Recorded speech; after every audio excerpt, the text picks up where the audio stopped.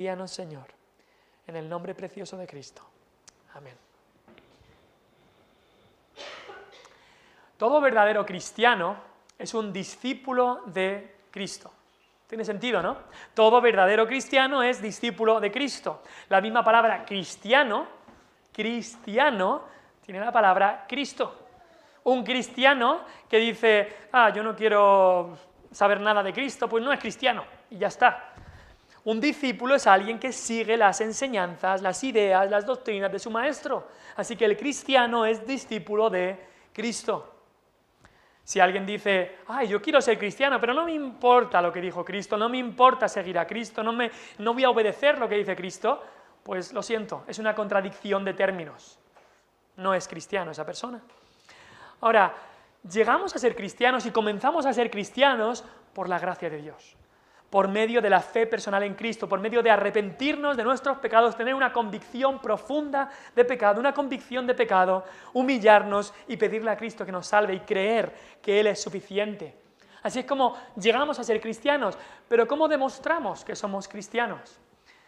Pues lo demostramos por medio del discipulado. La vida cristiana entera es una vida de discipulado. Somos discípulos de Cristo. Como alguien ha dicho, la salvación de tu alma no te costará nada, pero el discipulado te costará todo.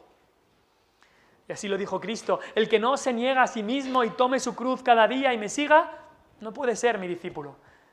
El discipulado cuesta todos los días estar ahí, seguir a Cristo. Eso es lo que va a hacer el verdadero discípulo. Y en estos capítulos, el capítulo 9 y ahora el capítulo 10, vemos que hay un énfasis en el discípulo y en el discipulado. Si vas conmigo un segundo al capítulo 9 empieza, quizá lo tienes en el título, misión de los 12 discípulos. Vamos a ver un poco hoy de eso. Vemos discípulos que son enviados por Cristo. Pero después, versículos 7 y 9 del capítulo 9, vemos un discípulo, Juan el Bautista, que es martirizado, que muere, que sufre por Cristo. Después del versículo 10 al 17, en la alimentación de los 5.000, vemos que los discípulos son examinados por Cristo, porque tuvieron mucho que ver los discípulos en esta alimentación. Cristo les prueba, les examina, les dice, dadle vosotros de comer.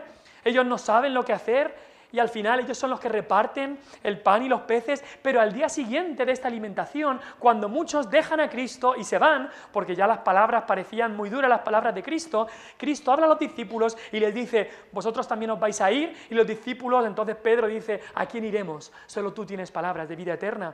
Así que fue un examen para los discípulos de Cristo. Después vemos el versículo 18 al 20, vemos la confesión de un verdadero discípulo. ¿Quién es Jesús? Un verdadero discípulo confiesa el nombre de Jesús. Confiesa que tú eres el Cristo, el Hijo del Dios viviente, que es la confesión ahí de Pedro, un discípulo de Cristo. Versículos 21 al 27 se nos anuncia que un discípulo debe tomar la cruz de Cristo. Se nos anuncia que Cristo iba a morir con muerte de cruz y que el discípulo tiene que seguir en sus pasos. El discípulo no está llamado a una vida de tumbona, yate y lujos, está llamado a una vida de seguir los pasos de su maestro. Y eso es tomar la cruz cada día y seguirle. Y en el versículo 28 al 36 vemos que el discípulo de Cristo también recibe una revelación de Cristo. Vemos ahí los discípulos, los 3 discípulos que fueron al monte de la transfiguración. Vemos que se habla mucho de los discípulos. Y la semana pasada, por supuesto, si os acordáis, vimos que los discípulos también fracasan. También fracasan muchas veces los discípulos. No hay discípulo perfecto, ni mucho menos. El discípulo sigue al maestro, sí, está siguiendo al maestro, pero en seguirle al maestro a veces se tropieza y se cae. Es como ese niño que quiere seguir las huellas de su padre en la nieve, pero sus pies no son suficientemente grandes. Y va de una huella a otra, pero se cae y tropieza y fracasa, pero quiere seguir al maestro. Y aquí vimos la semana pasada cómo estos discípulos muchas veces fracasaban en su seguir al maestro. Vemos que a veces el discípulo le sigue de lejos, vemos que a veces el discípulo se cae, a veces se busca un atajo para ir por otro sitio y se queda atrapado en los espinos. Vimos que por su incredulidad, por su orgullo, por sus divisiones, por su deseo de venganza y también por sus ídolos, los discípulos también habían fracasado.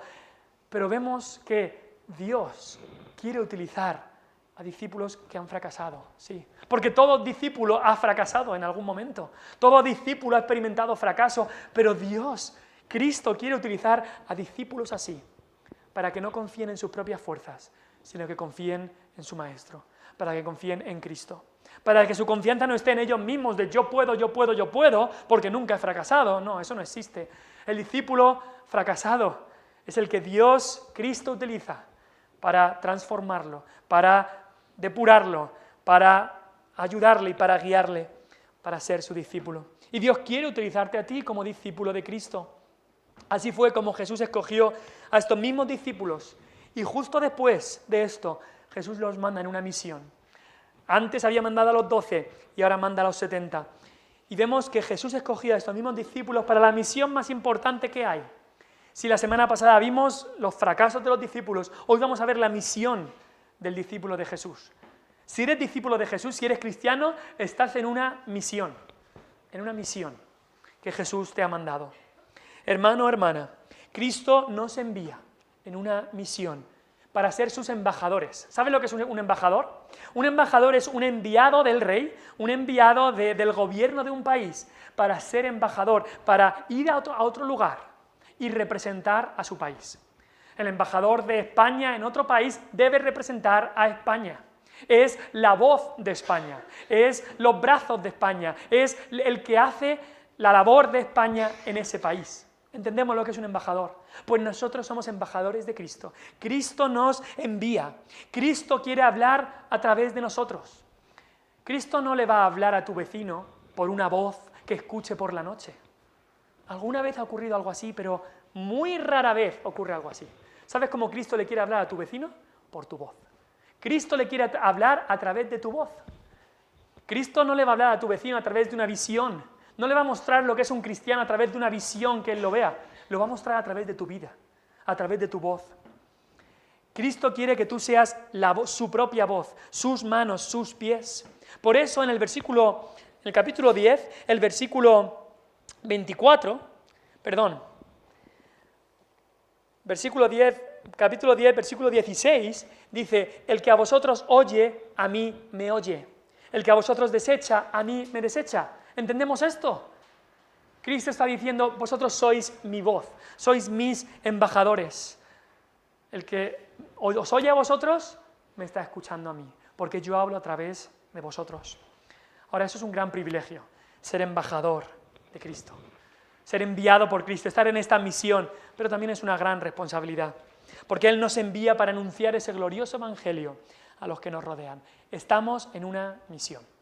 Estamos en una misión. ¿Nos damos cuenta de eso? Cada día que te levantas, estás en la misión. Estás en la misión que Cristo te ha encomendado. Queremos ver 5 cosas acerca de esta misión. En primer lugar, vamos a ver que la misión es para todo discípulo de Jesús. En segundo lugar, veremos que la misión es a predicar el evangelio. Esa es la misión, predicar el evangelio. En tercer lugar, veremos que la misión es inmensa, inmensa. En cuarto lugar, veremos que la misión es difícil y peligrosa. Y en quinto lugar, veremos que la misión debe ser llevada a cabo sin distracciones, Vamos a empezar con el primer punto. La misión es para todo discípulo de Jesús. ¿Quiénes fueron mandados? Esa es una pregunta que nos podríamos hacer. ¿Quiénes fueron mandados? Pues en Lucas 9, versículo 1 al 6, nos dice ahí Lucas 9, versículo 1, habiendo reunido a sus 12 discípulos. Estos son los 12 apóstoles, los 12 que Jesús había elegido, los que estaban en su círculo más íntimo, los que viajaban con Jesús a todas partes. A ellos les dio poder y autoridad y los mandó como sus enviados. Conocemos sus nombres. Ahí está Pedro, ahí está Andrés, ahí está Juan, ahí está Jacobo, ahí está Mateo, Leví, el publicano. Ahí está también Tomás, el que dudaba. Ahí está también Judas. Todos ellos están en ese grupo. Pero luego en Lucas 10, nos dice el versículo 1 de Lucas 10, que después de estas cosas designó el Señor también a otros 70. Cuando dice otros, se refiere a que había designado a los 12, pero también designa a otros 70. Ahora, de estos 70, no se nos dice sus nombres, no eran apóstoles, simplemente eran discípulos de Cristo.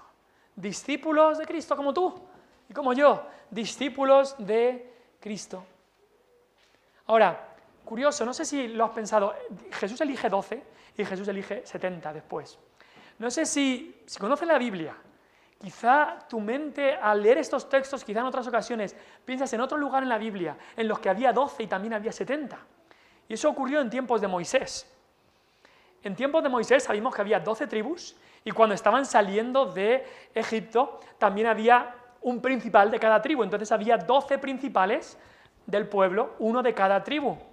Pero ¿sabes qué? Curiosamente en Números 11 vemos que la carga para Moisés era mucha y Dios le dice, escoge a 70 hombres del pueblo, 70 ancianos de Israel, para que Dios ponga en ellos su espíritu y la carga de gobernar al pueblo también caiga sobre ellos. Así que vemos que había 12 y luego también había 70. Y esto no es otra cosa que dar más peso a que Cristo era ese profeta que había anunciado Moisés.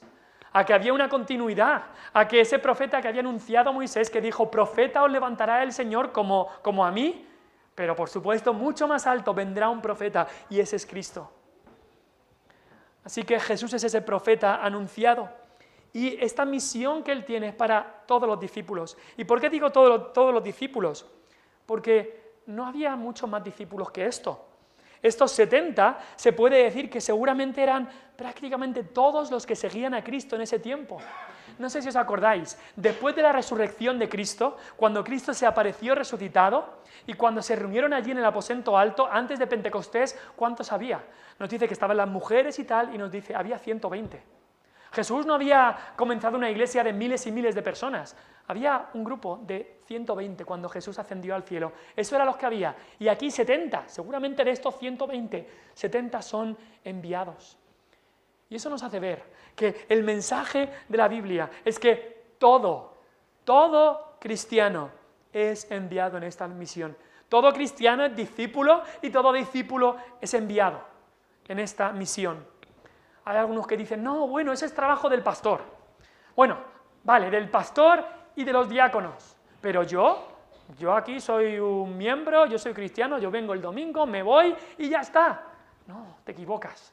Esta misión es para todo cristiano, para todo discípulo de Jesús. Aquí fueron 70, que ni se nos dice los nombres, que nadie sabrá sus nombres hasta que estemos en el cielo. Pero hicieron la obra que Dios les mandó a hacer. Incluso aquí la palabra que tenemos en el versículo 1 es designó, que nos dice que fueron escogidos, nombrados para un trabajo por medio de una señal externa. Es decir, que la gente sabía quiénes eran estos 70. ¿Sabe la gente que tú has sido elegido por Dios para ser salvo, pero también para llevar a cabo una misión en este mundo? Jesús te ha escogido a ti para servirle en esta misión y se nos dice que los manda de 2 en 2 delante de Él a toda ciudad y lugar. Ahora, si hace los cálculos, 70 entre 2, habría 35 parejas. 35 parejas que fueron a evangelizar, que fueron a llevar a cabo esta misión. Por supuesto, quizá nos preguntamos por qué. Eclesiastés 4 nos dice, mejores son 2 que 1. Si uno cae, el otro le puede levantar. También sabemos que en el Antiguo Testamento se decía que el testimonio de una persona a veces podía ponerse en duda, pero tenía que haber 2 testigos al menos. Así que eso de ir de 2 en 2 habla que son 2 testigos que están diciendo el mismo testimonio y eso da más validez a lo que se dice. Y lo sabemos, que un cristiano aislado lo pasa muy, muy difícil. Un cristiano que está solo para hacer la obra del Señor, es fácil que se desvíe, es fácil que se desanime. Por eso es tan bueno tener a alguien que te ayude en la obra del Señor y trabajar en equipo. Pero lo importante aquí es ver es que todo cristiano es enviado, mandado en esta misión. Y no somos enviados a nuestro aire, no somos enviados para que nos apañemos, no. Cristo en el versículo 1 del capítulo 9 dice que les dio poder y autoridad. Les dio poder y autoridad. Cristo nos da lo que necesitamos para esta misión. No es como aquellos que dicen, sí, vete a hacer esta misión, pero tú te las apañas. No es como los israelitas en Egipto que les decían, tenéis que construir todas estas cosas, pero apañaros vosotros para conseguir los ladrillos. No, Cristo nos manda en una misión y Cristo nos da las herramientas, Cristo nos da el poder, Cristo nos da la autoridad que necesitamos en esta misión. ¿Por qué? Porque actuamos en su nombre. Actuamos en su nombre. Imagínate un embajador de España que está en un país y no tiene ni dinero para comprarse la ropa, ni para vestir, ni para hacer lo que tiene que hacer, ni para tener un coche para viajar al lugar que tiene que ir. Diría a ese país en el que está este embajador, qué mala representación, ¿no? Qué mal tiene que estar el otro país que no puede ni dar lo que necesita a este embajador. Pues Cristo nos da todo lo que necesitamos para hacer la obra que Él nos ha mandado, la misión que Él nos ha mandado, y Él se la ha dado a todo discípulo. Todo discípulo tiene las herramientas para hacer la misión que Jesús le ha encomendado. Segundo lugar, la misión es a todo discípulo, sí, pero en segundo lugar, ¿en qué consiste esta misión? Pues la misión es predicar el Evangelio. La misión es predicar el Evangelio. Así de simple, pero así de importante. Nos dice Lucas 9, versículo 2, los envió a predicar el reino de Dios. Lo primero que dice es a predicar el reino de Dios. Eso era la base de todo eso. Los envió a predicar el reino de Dios. En el versículo 8 del capítulo 10, dice, en cualquier ciudad donde entréis y os reciban, comed lo que pongan delante. Y al final, el versículo 9 dice, y decidles, se ha acercado a vosotros el reino de Dios. Ese era el mensaje, el reino de Dios viene. Predicar el reino de Dios. Ahora, ¿a qué se refiere con el reino de Dios? Eran embajadores, ¿te acuerdan, no? Pues un embajador representa su reino. Y estos embajadores, estos discípulos, que somos discípulos del Rey de Reyes, lo que hacemos es representar a nuestro Rey y anunciar que hay un Rey de Reyes que salva a pecadores. Hay un Rey de Reyes que viene y tienes que estar en paz con Él. Por eso también en el versículo 5 y 6 del capítulo 10 dice, en cualquier casa donde entréis, primeramente decid, paz sea esta casa. Porque el mensaje que traemos es un mensaje de paz. Es un mensaje de paz a un pueblo y a un mundo que está en enemistad con Dios. Pero Dios quiere hacer las paces. Por eso dice, paz sea esta casa. Y si hubiera allí algún hijo de paz, vuestra paz reposará sobre él. Y si no, se volverá a vosotros. Somos embajadores de paz. Los discípulos enviados en la misión. Embajadores de paz. ¿Por qué? Porque el reino de este mundo está en enemistad con Dios. Y Dios viene y va a juzgar. Pero antes de que Dios juzgue, Dios envía embajadores de paz, para que ofrezcan los términos de paz. ¿Cuáles son los términos de paz que Dios ofrece? Arrepiéntete y cree en el Señor Jesucristo. Esas son las condiciones de paz. Hay condiciones de paz, pero ¿mereces el juicio de Dios? Sí. ¿Mereces el castigo de Dios? ¿Viene el Rey de Reyes, a destruir este mundo? Sí, por su pecado. Pero también antes da un mensaje de paz. Una última llamada de paz, una última oportunidad de paz. Y nosotros somos los que debemos anunciar ese mensaje de paz. Esa es la misión, predicar el Evangelio a toda criatura, como dijo Cristo antes de ascender. Ahora, ¿qué es el Evangelio? Pues el Evangelio son las buenas noticias a pecadores. Son las buenas noticias de que Cristo Jesús, aunque merecíamos su castigo, Cristo Jesús vino, dejó al Padre, vino a este mundo, se humilló a sí mismo, vivió una vida en la que cumplió perfectamente la ley que nosotros no habíamos cumplido. Y después murió esa muerte sangrienta y cruel, esa muerte en la que fue el sacrificio por nuestros pecados, y al tercer día resucitó. Y ahora está sentado a la diestra de Dios y un día viene a juzgar. Ese es el Evangelio. Este es el Evangelio que debemos predicar. Y tú, cristiano, cristiana, eres enviado a predicar ese Evangelio. La misión principal que Dios nos llama es una misión espiritual. Ahora, hay muchas cosas materiales que puedes hacer. Hay muchas obras físicas y materiales que puedes hacer. Puedes ayudar a los hambrientos, ayudar a los necesitados. Puedes trabajar en limpiar la iglesia, en hacer comidas para los que lo necesitan. Por supuesto que sí, pero tenemos que darnos cuenta que todos somos llamados a la misión espiritual. La misión espiritual de anunciar el Evangelio. Cada cristiano. No puedes decir, y aunque demuestre un corazón humilde y un corazón de servicio, querer ayudar en cualquier cosa, pero porque estemos ayudando en las cosas materiales, no quiere decir que eso nos hace estar exentos de las cosas espirituales. Todos somos llamados a esta misión de anunciar el Evangelio, a decir a la gente, se ha acercado a vosotros el reino de Dios. Ahora, es verdad que en estos primeros compases de la Iglesia de Cristo, la misión también tenía un aspecto de confirmación por señales. Por eso, si vamos al capítulo 9, versículo 1, dice que les dio poder y autoridad sobre todos los demonios y para sanar enfermedades. También vemos que lo hizo lo mismo con los 70, y los 70 nos dice que también echaron demonios de personas.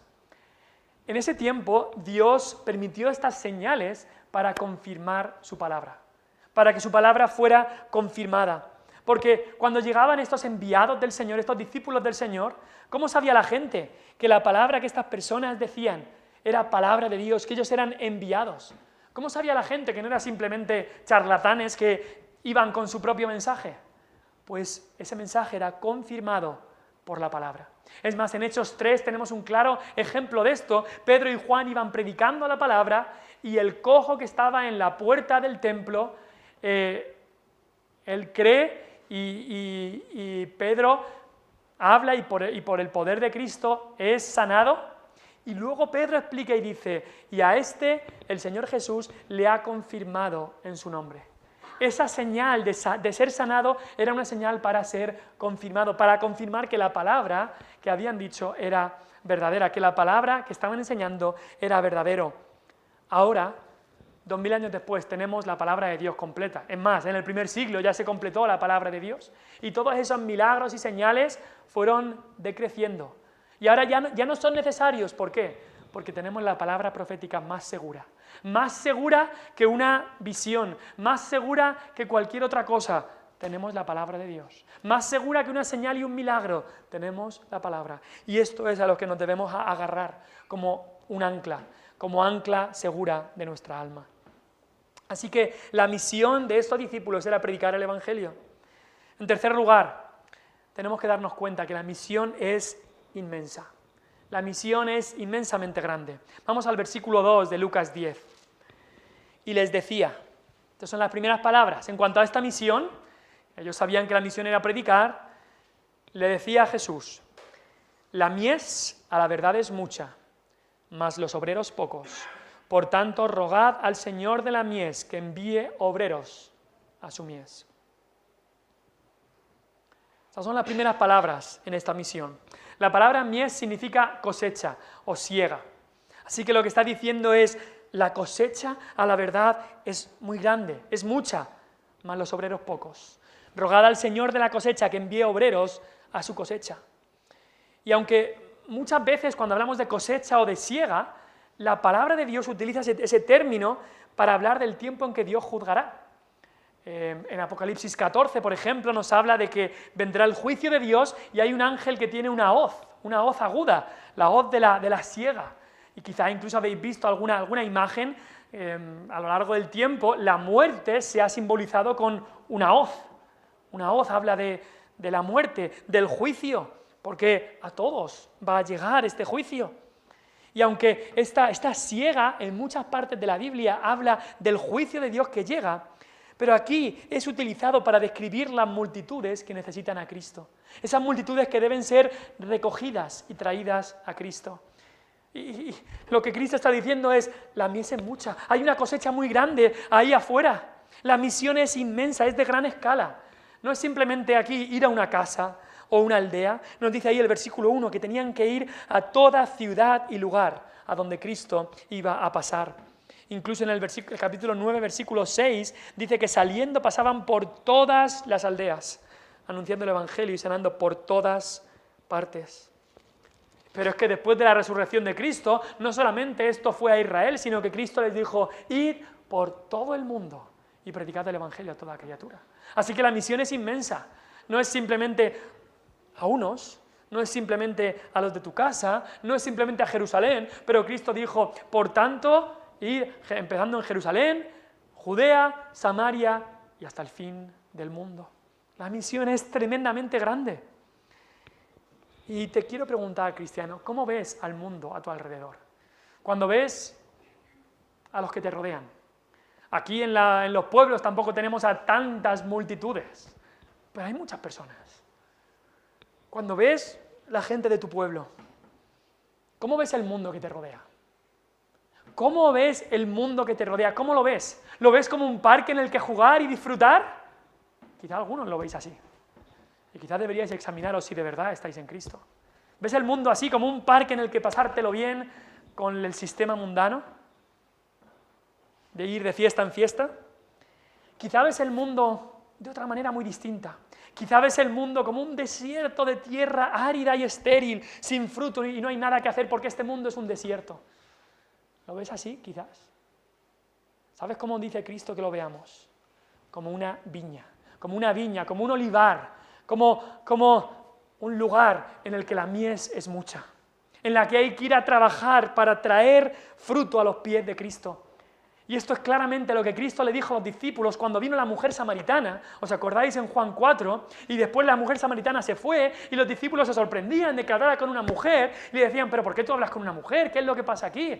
Y Cristo les empieza a explicar de que su manera de ver a la gente no es la correcta. Ellos lo veían con prejuicios, ellos lo veían de una manera o de otra, pero Cristo les dice en Juan 4:35, ¿no decís vosotros aún faltan 4 meses para que llegue la siega? Ellos veían de manera natural, sí, aún faltan, bueno, de aquí a diciembre que empieza la recogida de la aceituna, aún falta mucho. Y Cristo les dice, alzad vuestros ojos y mirad los campos, porque ya están blancos para la siega. Hay otra cosecha que tenéis que hacer. Tenéis que mirar al mundo como una cosecha que Dios quiere que vayamos a recogerlos, a recoger esta cosecha y traerla a los pies de Cristo. ¿Cómo ves a la gente que te rodea? Después del culto, justo después de la predicación, queremos cantar un himno que está en el himnario, que dice así, cada día puedo ver en sus ojos el sufrir, gente llena de dolor y sin rumbo aquí.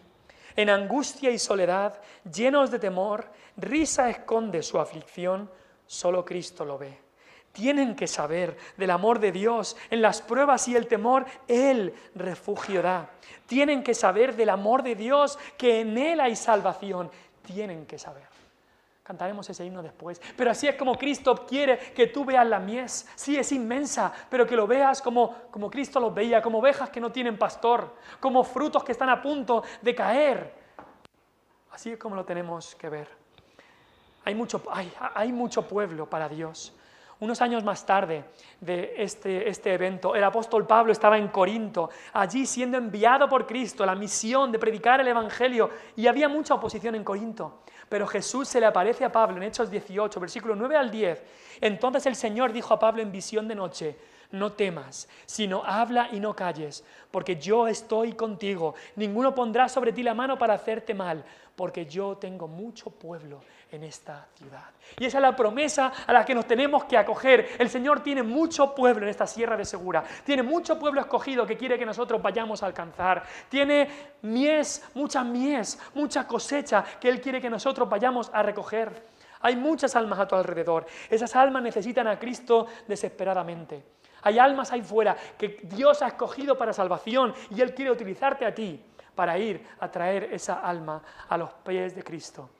Este mundo, nuestro país de España, nuestra comarca, nuestros pueblos están cargados, como los olivos que están cargados de almas, doblados, como muchos decís, doblados de almas, que si la gracia de Dios no los recoge a tiempo, caerán al juicio y a la condenación. ¿Por qué? Porque dice que la mies es mucha, pero los obreros pocos. Y la ilustración es clara aquí. Muchos de vosotros habéis vivido esta ilustración con los olivos. Tienes un olivo cargado de aceitunas y vas a por gente para hacer la recogida y nadie quiere trabajar. Y dices, pero ¿cómo voy a recoger todas estas aceitunas? Hay una cosecha tremenda y nadie quiere trabajar. No consigo gente suficiente. Hay mucho que hacer y poca mano de obra. Mucha cosecha, pero no hay los obreros. Y sigue ocurriendo eso espiritualmente. En España hay pocos obreros. Y no solamente me refiero a pastores, pero también hay pocos obreros cristianos que quieran participar en la obra. Faltan aquellos que quieran ir a traer las almas a los pies de Cristo. Hay tanto trabajo para hacer, mucho trabajo para hacer, pero hay pocos obreros. Y es nuestra labor. A Ezequiel Dios le dijo, vosotros sois los atalayas. ¿Qué es un atalaya? Es aquel que anuncia que viene el enemigo, Y nosotros somos llevados a anunciar que viene el juicio. Ahora, el pecador morirá por su pecado. Nosotros no somos los culpables de que el pecador perezca. El culpable es el pecado y el pecador en su pecado. Pero nosotros seremos llamados a cuentas si no hacemos nuestra labor. Y por eso deberíamos orar: Señor, ayúdame a no atormentarme por esto, como si la salvación del pecador dependiera totalmente de mí. Pero sí, Señor, ayúdame a realmente preocuparme, porque en la salvación del perdido Dios quiere utilizarme a mí. Dios quiere utilizarte a ti. Hay una cosecha tremenda. Hay una cosecha tremenda. Pero Dios quiere que tú seas el obrero. Que tú seas el obrero que vaya a traer esa cosecha a Cristo. Porque llegará un tiempo, si es demasiado tarde, donde ese fruto caerá y será pisado. Será pisado y será condenado. Y Dios quiere utilizarte a ti para traer el fruto al redil de Cristo. Y por eso necesitamos mucha oración. Por eso dice: la mies es mucha, los obreros pocos, por tanto, ¿qué? El primer mandato es rogad. El primer mandato que Dios le da en la misión es ora. Ora, rogad pues al Señor de la mies que envíe obreros a su mies. Y es que la misión necesita oración. Si pensamos que podemos ir, sí, a testificar, vamos a ir a evangelizar, y nos dejamos de un lado la oración, no vamos a hacer nada. La misión no depende de nuestra habilidad, ni de nuestra capacidad, ni de nuestra perseverancia, ni de nuestra oratoria, ni de nuestro estudio. Depende del Dios soberano, que salva almas, que trae ovejas a su redil, que envía predicadores y que salva almas. Oremos, roguemos, clamemos a Dios, dependiendo de Él totalmente. Ahora, ¿cuál es la petición en la oración? Es interesante. ¿Cuál es la petición que se pide? ¿Rogad pues al Señor de la mies que salve a las almas? No, que envíe obreros. La petición principal es que Dios envíe obreros. Es decir, la petición principal es que Dios despierte a su iglesia. Esa es la clave. Antes que orar por las almas perdidas, el cristiano debe orar por los cristianos dormidos. Y empezando por sí mismo, el primero. Fíjate en eso. Antes de orar por las almas perdidas, el cristiano debe orar por los cristianos dormidos, empezando por él mismo. Y si miras, por ejemplo, las oraciones de Pablo en las epístolas, te va a sorprender que, si la memoria no me falla, en ninguna oración de Pablo en las epístolas ora por los perdidos. Más bien ora por las iglesias, por los cristianos, para que sean luz a los perdidos. No ora por los perdidos simplemente para que ellos se salven. Ora por los cristianos para que puedan ser luz, para que puedan mostrar el amor de Cristo, para que puedan hacer todo esto. Nosotros muchas veces oramos al revés. Oramos solamente por los perdidos, pero no oramos para que nosotros alcancemos a los perdidos. Debemos orar para que Dios levante una generación de predicadores, de obreros, una generación de discípulos que sean enviados a hacer la misión de traer más almas a los pies de Cristo.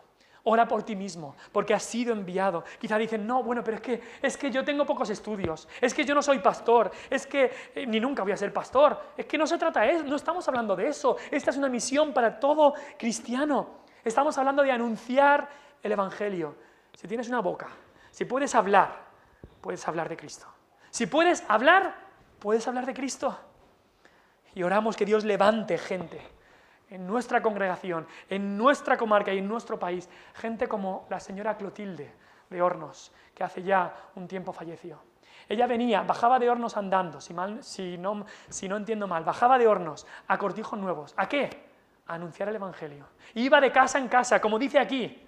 Iba a una casa, y la casa que le atendía, ella entraba ahí, y a veces se quedaba a dormir, y le abría la Biblia y empezaba a leer la Biblia con ellos. Esto hace quizá 40, 50 años. Venía aquí, iba de casa en casa y luego volvía. Hacía un viaje misionero aquí en la Sierra de Segura. Gente como la señora Clotilde, gente como Alfonso, que está ahora con su Señor, disfrutando de la compañía del Señor y de sus hermanos. Alfonso, que trajo a sus hermanos a los pies de Cristo.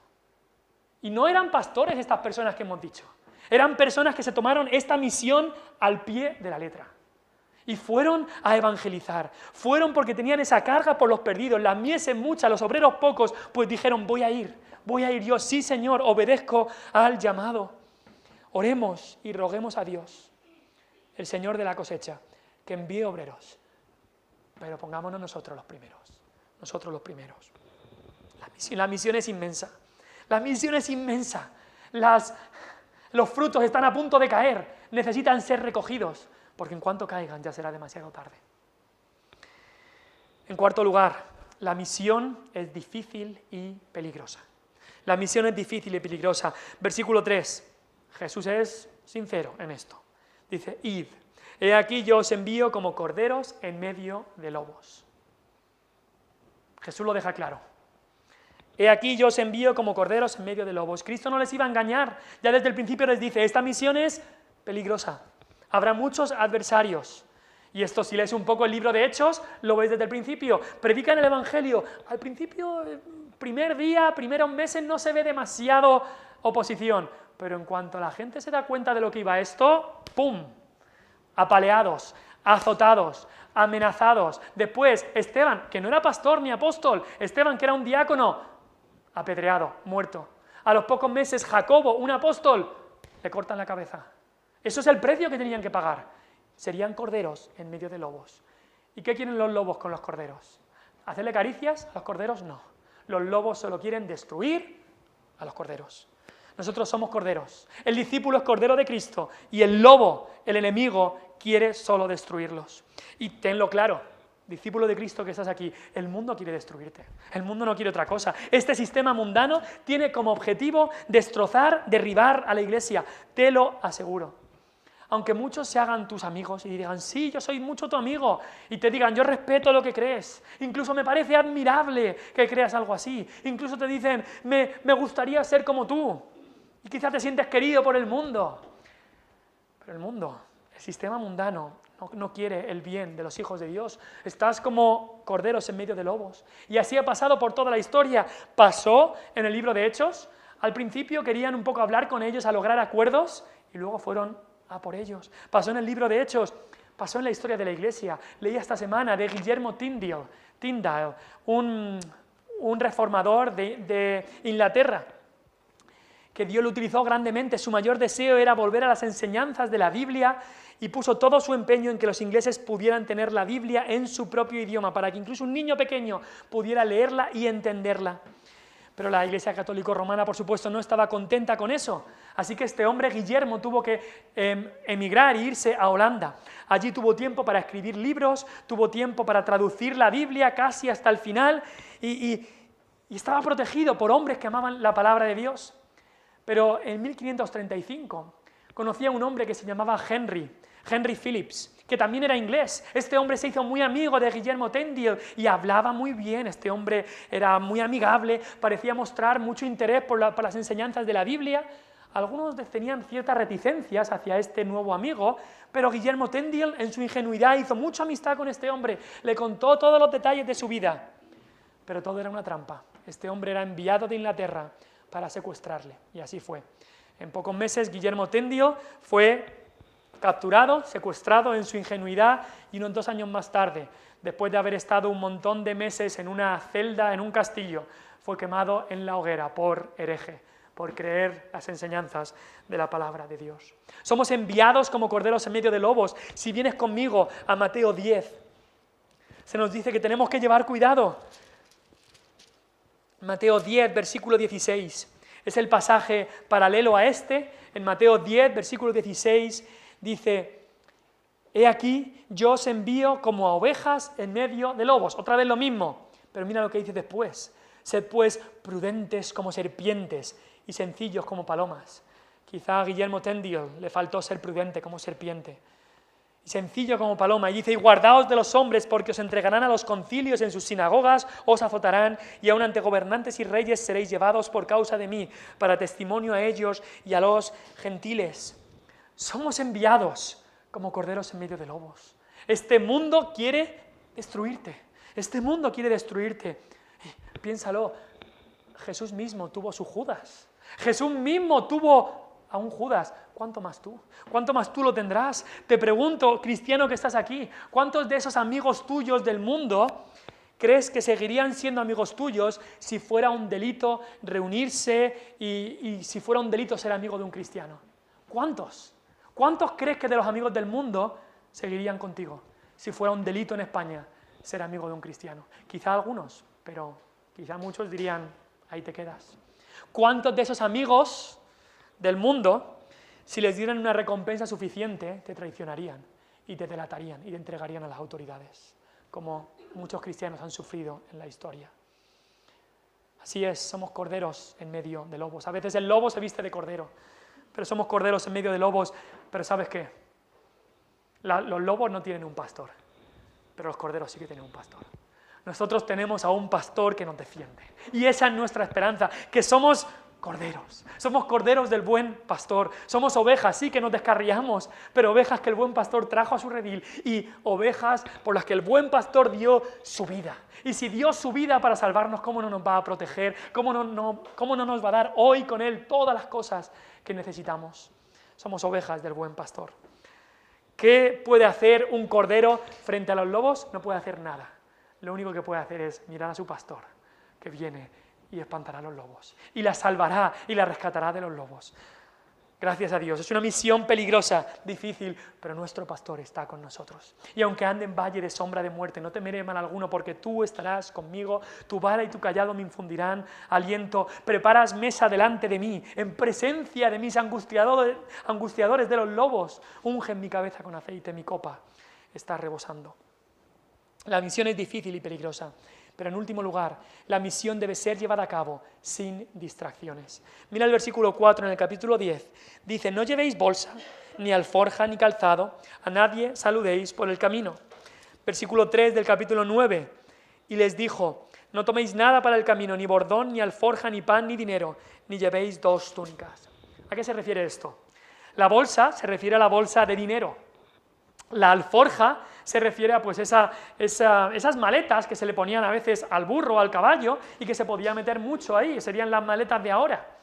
Calzado, cuando dice que no lleven ni calzado, el calzado era una especie de calzado más lujoso, lo normal que ellos llevaban era sandalias, y en Marcos les dice que sí que lleven sandalias, pero el calzado era algo que se ponía más caro, más lujoso, que cubría más el pie. Dice, no llevéis calzado. Bordón era un bastón, algo que ayudaba para andar, y dice, tampoco lo necesitáis.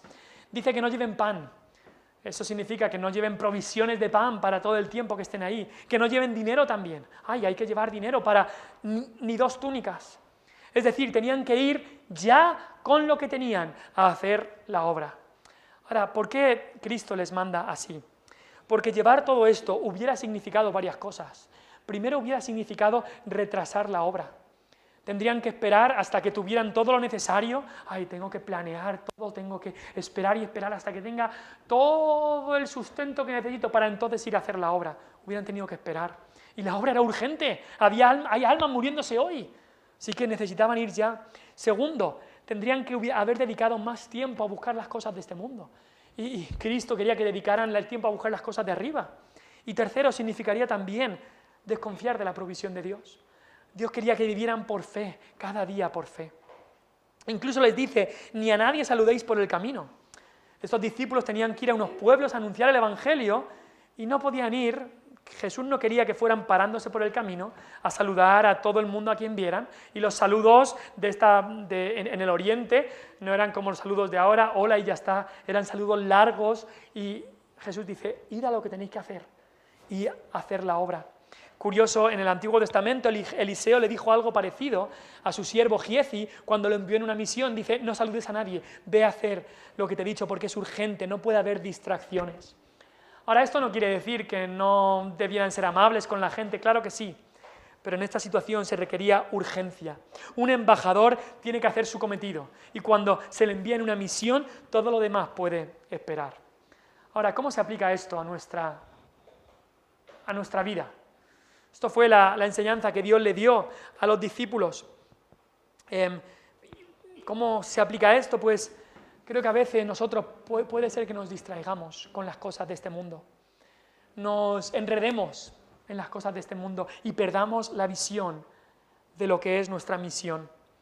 A veces nos pasamos demasiado tiempo saludando a la gente por el camino. Incluso a veces hay algunos cristianos que dicen, no, yo es que estoy haciendo amigos para con el objetivo de quizá algún día poder quizá hablarle del Evangelio, a ver si hay oportunidad. Y nos pasamos años y años haciendo amigos, saludando a la gente en el camino, y el día de evangelizar nunca llega. Me acuerdo, ocurrió con un vecino una vez. Me ocurrió exactamente eso. Intentar hacer amistad con este vecino, para un día hablarle e invitarle. Y antes de que me di cuenta, este vecino había fallecido y ya era demasiado tarde.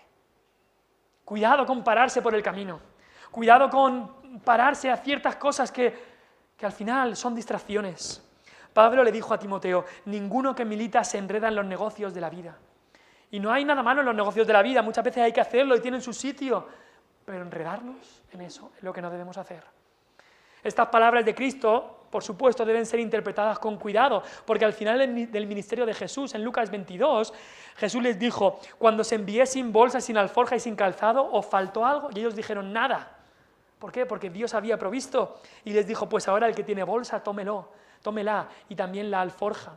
Y es que lo que nos dice Dios aquí es que debemos utilizar los recursos que Dios nos da para su misión. Todo es para la misión, pero lo que debemos llevar cuidado es no centrarnos en esos recursos y descuidar la misión en sí.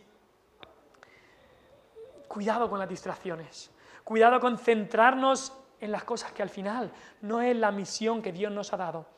En esta misión tenemos que saber que Dios va a proveer, y en el versículo 7 del capítulo 10 nos habla de esto, que el obrero es digno de su salario. Dice, posad en aquella misma casa, comiendo y bebiendo lo que os den. Y aquí hay dos cosas que se ven, que aquellos que reciben la palabra tienen el deber de sustentar a aquellos que dan la palabra, y aquellos que dan la palabra tienen el derecho de que el obrero es digno de su salario. Pablo lo dijo también después, no pondrás bozal al buey que trilla. Si un buey está trillando, déjalo comer de lo que está trillando.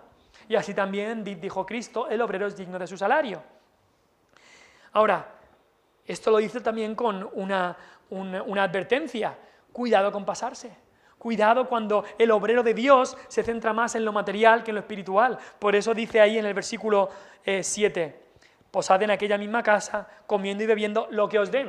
No empecéis a pedir otras cosas, comed y bebed lo que os den. Ay, es que esto no me gusta, es que yo prefiero lo otro. No, lo que os den. Dice, porque el obrero es digno de su salario. Y luego dice, advertencia, no os paséis de casa en casa. Ay, es que esta casa ya no me dan lo que quiero, ahora me voy a la otra a ver si me dan más. No. El obrero de Cristo no debía tener distracciones de las cosas de este mundo. No está pensando en lo material, en a ver cuánto puede sacar, está pensando en lo espiritual. Eso es lo que debe de estar pensando. ¿Cómo voy a decir a las personas que deben mirar las cosas de arriba, que deben cuidar su alma, si el obrero está más pendiente de lo material que de lo espiritual? Qué mal ejemplo dan esos obreros. Hay una misión que hacer, cristiano, y no debemos distraernos en cosas secundarias. Las almas de muchos perdidos están en juego. Piensa en estas cosas. Tú has sido llamado a la misión, a esta misión.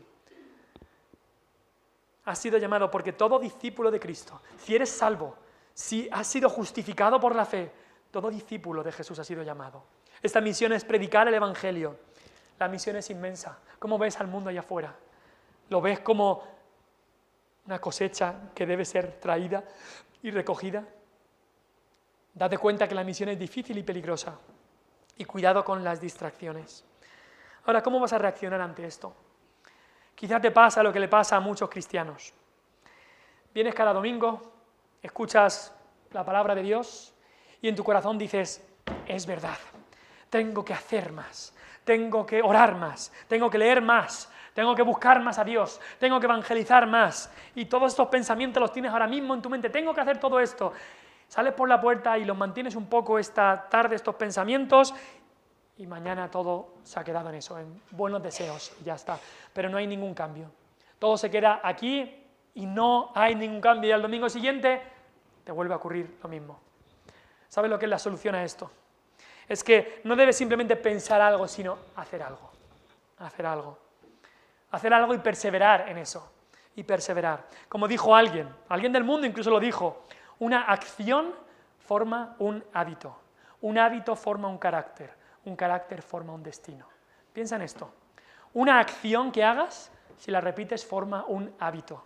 Un hábito que tengas forma un carácter. Y un carácter forma un destino. Y es así como debemos cambiar, por la gracia de Dios, con la ayuda de Dios, por el Espíritu de Dios, cómo debemos cambiar nuestra vida, cómo debemos ser transformados en su imagen y cómo debemos obedecer la misión que Él nos ha dado. Vamos a orar.